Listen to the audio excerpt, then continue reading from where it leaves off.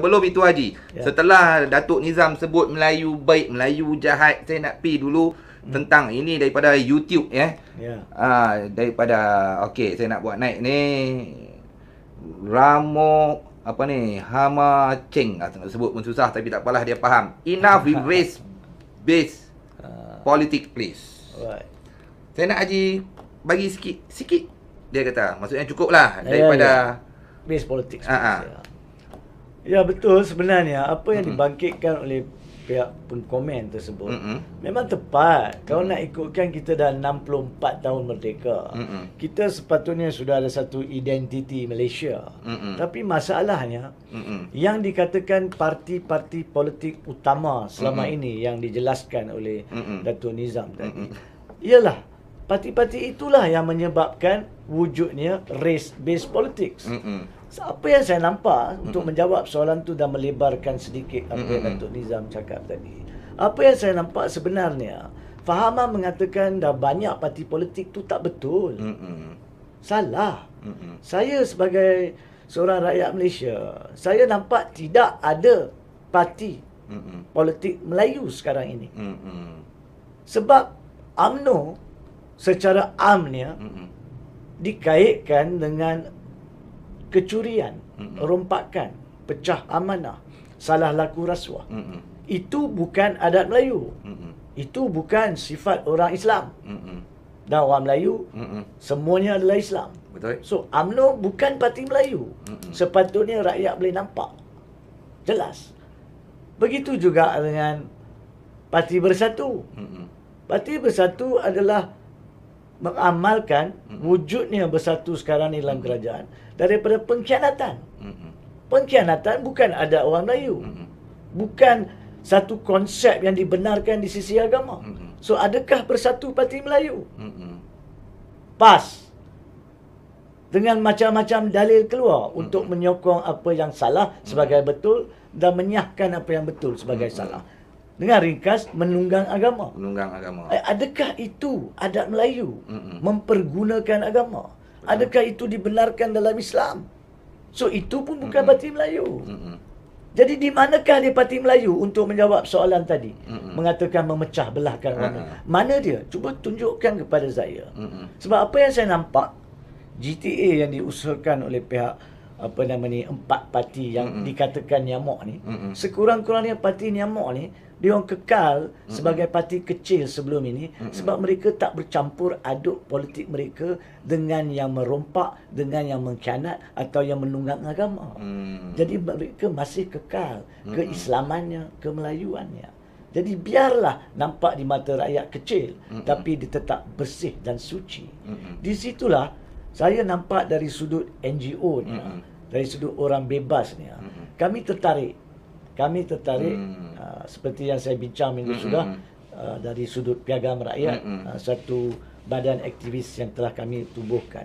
Kami tertarik dengan apa yang dibentangkan oleh 4 parti ini, yang dikatakan kononnya parti nyamuk. Sebab mereka berbesar hati. Mereka berbesar hati mengatakan untuk menaikkan negara Malaysia, untuk menyelesaikan masalah-masalah orang Melayu Islam ni, kita kena gabungkan orang-orang Melayu yang baik untuk melawan yang batil. Jadi di situlah saya percaya ramai daripada NGO, para profesional, para agamawan, individu dan sebagainya tertarik dengan perkara ini. Sebab on one hand, NGO ni dia membawa dia punya wadah peribadi. Ada yang anti rasuah contohnya. Ada yang nak menaikkan martabat orang Melayu, pembela perkasanya. Ada yang nak menaikkan atau menerapkan konsep-konsep betul jurisprudens Islam, pembelanya. Jadi mereka mempunyai wadah-wadah berbeza, tapi untuk niat yang baik, untuk kebaikan negara.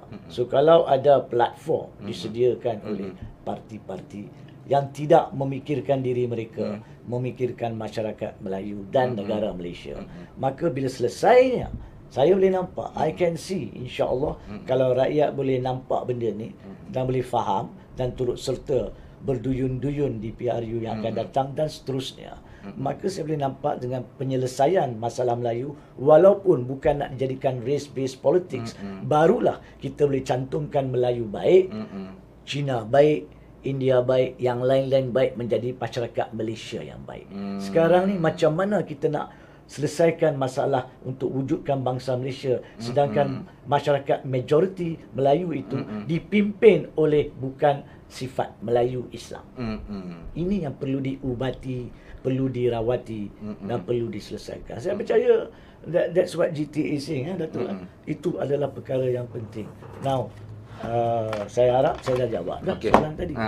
Jadi tak timbul lah soal resis tu Tak. Rasis will not be there kalau kita selesaikan masalah rasis utama. Masalah ras utama. Masalah kaum utama kita selesaikan, baru kita akan selesaikan rasis. Kalau kita tak selesaikan masalah ni, kita masih terletak di bawah pengaruh UMNO, Bersatu, PAS, maka masalah rasis akan wujud selama-lamanya, even until doomsday. Even until doomsday, ya, saudara. Saya bagi satu contoh. Silakan. Kalau contohnya bila kita nak main pilihan raya lah. Bila pilihan raya ni kita mula duk drum tentang isu Melayu. Sebelum ni bila mereka kata orang Melayu kena bersatu. So bila kata Melayu bersatu, kata semua orang Melayu ni mai lah, kita kumpul sekali, kita bersatu. Dan apa asas nak bersatu tadi? Apa asas perpaduan tu tadi? Jadi pada ketika itu, orang politik akan menggunakan rakyat tu, sentimen agama dia, sentimen Islam dia tu, Islam tergugat, Melayu tergugat dan sebagainya, untuk tujuan apa? Untuk tujuan menaikkan diri mereka tu sendiri. Dan pada ketika itu tak dibincangkan kata kes mahkamah depa ke, cerita corruption ke, yang pentingnya Melayu. Jadi itu yang kita lihat sangat menakutkan dari segi apa hala tuju orang Melayu ni. Kita nak bersatu, nak sama-sama berpadu untuk menyokong benda yang salah, benda yang jenayah, corruption. Adakah itu asas perpaduan orang Melayu? Jadi kita nak patah balik, kita nak suburkan balik dekat dengan orang Melayu bahawa orang Melayu ini bukan benda-benda tu, bukan kata RM200 kita mengundi, tak ada. Bukan kata siapa salah, silap, semua tak kisah. Tak ada malu dalam membuat kejenayah, kesilapan, rasuah. Itu dah jadi yang bagi saya fenomena yang cukup menakutkan. Bila ada pemimpin Melayu, Datuk Seri Najib Tun Razak membawa kempen malu apa bosku. Apa sebenarnya dia nak cerita kepada orang Melayu ni? Bahawa tak salah buat jenayah. Tak salah, mencuri tak salah. Itu sebenarnya bukan saja politik, tetapi seolah-olah cuba nak merubah budaya kita, pendirian agama kita, nilai kita. So apa yang kita diusahakan dalam gerakan tanah air ini beyond isu politik semata-mata. Tetapi of course untuk menyelesaikan masalah ini kita memerlukan kekuasaan politik. Jadi gerakan tanah air, walaupun dia bukan gerakan partai politik, tapi dia adalah gerakan politik untuk membebaskan orang Melayu daripada pembodohan, daripada jenayah, daripada corruption, daripada yang mereka yang memegang kuasa bukan untuk menyelesaikan masalah rakyat. Jadi ini adalah usaha kita, bukan semata-mata usaha 2-3 orang Tun Dr. Mahathir. Tak. Kalau Tun Dr. Mahathir seorang duduk dalam tu, dia tak boleh menyelesaikan semua ni. Dia nak mengajak semua orang Melayu yang berparti, yang tidak berparti untuk bersama. Kata jom kita selesaikan masalah ni. Bila masalah orang Melayu ni selesai, mereka ada pilihan dan mereka boleh mengangkat pilihan yang lebih baik di kalangan masyarakat.